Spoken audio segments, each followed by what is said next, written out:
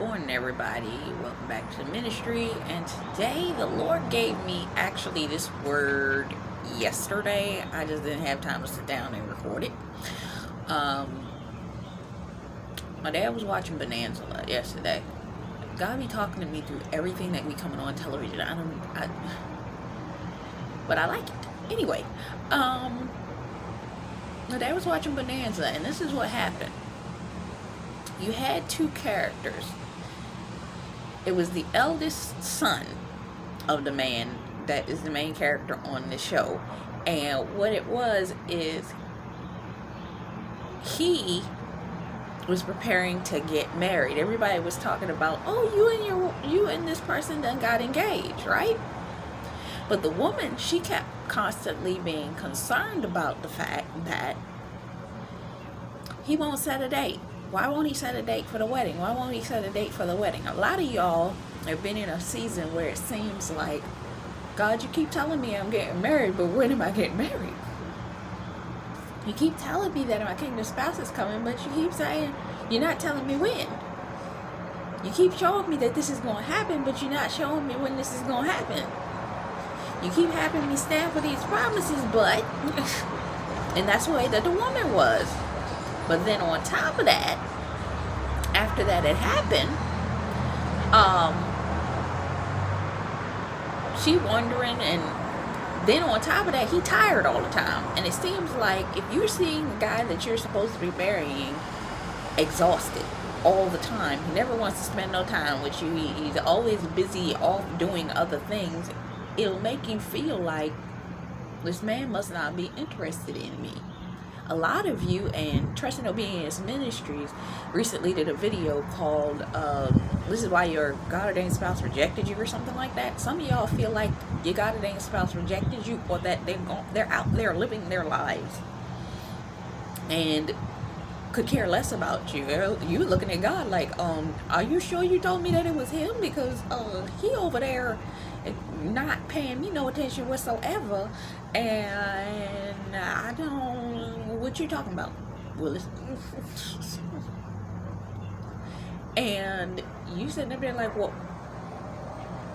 I'm supposed to be over there happy and celebratory, but how can I be that way? Meanwhile, the son went and talked to the father. The father knew that the son had been preparing a place for them to be married and move into, because she had a child, and the fact that he wouldn't tell her that he was building a house. He had already gotten the chimney up, he got the foundation up, he got the framework for the house up. He had all of that up, but he wasn't telling her anything because he wanted to surprise her with it. So let me break this down for you. Your God-ordained spouse and the father have been speaking outside of your knowledge.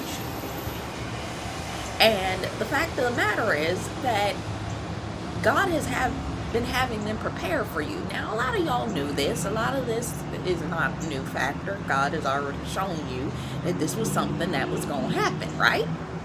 That he was preparing a place for you. A lot of you got a lot of confirmation words. He's preparing a place for you. Trust and Obedience Ministries has done some. There's a couple other people that have talked about God's been having that man prepare a place for you. And a lot of you have been frustrated because you're like, yeah, but God keep talking about this marriage and this wedding and all this kind of stuff, and I ain't saying nothing. This woman was not seeing any evidence that they were any closer to getting married outside of the fact that they were engaged. Then on top of that, hello ladies that are in waiting, that the Lord done told you that your God-ordained spouse is coming, but y'all been getting approached by 15 different suitors that ain't your God-ordained spouse. There is a man that was acquainted to this woman, that knew this woman, that was riding her around and coming around with her all the time, and was spending way more time with her than he was, because he was too busy building the house. For some of you, your God ordained spouse is afraid that there's somebody in his place. 2, that there may actually be people that are trying to court you. I had the weirdest experience the last couple of weeks in relation to guys just trying to holler. You ain't interested. You ain't looking at them. You are only focused on when your God ordained spouse is coming, and these individuals are trying to holler. Meanwhile, God's telling you, I need you to celebrate. I need you to be happy. It's coming. All things are going to come together. This is a season of celebration, joy, peace, gladness, rest, celebration. And you looking up at God like, what you mean? He's still not here.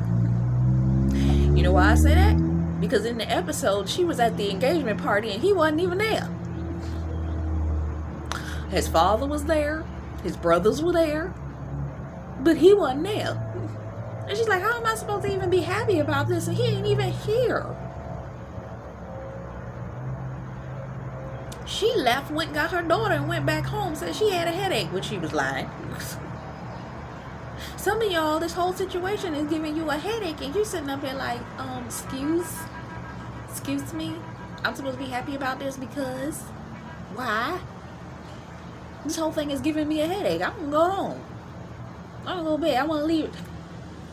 I want to be done with this. And the child always represents a ministry, a business, a thing that you have to take care of. You have been babysitting this child. You've been covering this child. You've been dealing with this ministry, this business stuff that the Lord done told you had to do. Whatever it is that's attached to, and it's heavy for you. And you tired. Some of you got headaches. Some of you got body aches. Some of you got all this kind of stuff because you had to carry this thing by yourself. And this person only comes in when they can. And they're like, oh, okay, I'm here.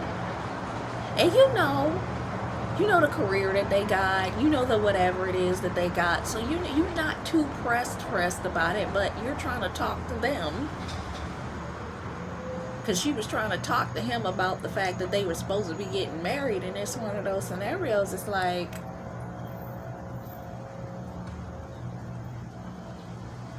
he was always exhausted. But she didn't know he was preparing a place. Some of you spiritually, some of you got spiritual connection to your God ordained spouse. Some of you've been getting the messages in the spirit that they've been saying, I'm coming, I'm this, I'm that. God done shown you, they've been getting instructions from the Father, all that kind of stuff, and you still sitting up there like, but this man seemed like he's still asleep. She turned around and he was sleeping on the chair. Are you sure he awake? Are you sure he coming? Are you sure?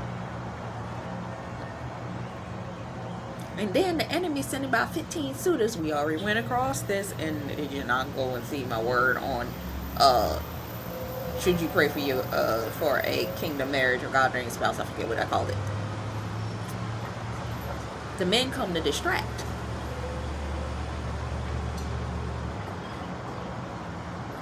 And you sitting up there like, what is this?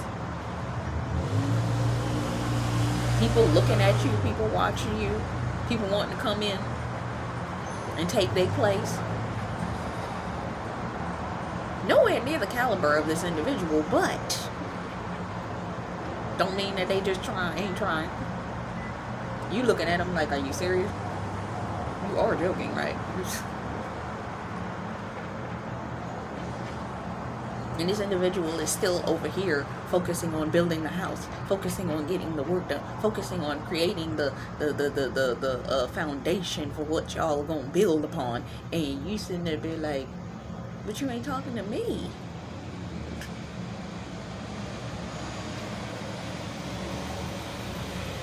So much so, one day there, she had to follow. Some of y'all have been getting a spiritual understanding. You've been hearing in the spirit. You've been understanding in the spirit. You've been given knowledge in the spirit. You've been spiritually able to track some things that's going on in the spirit as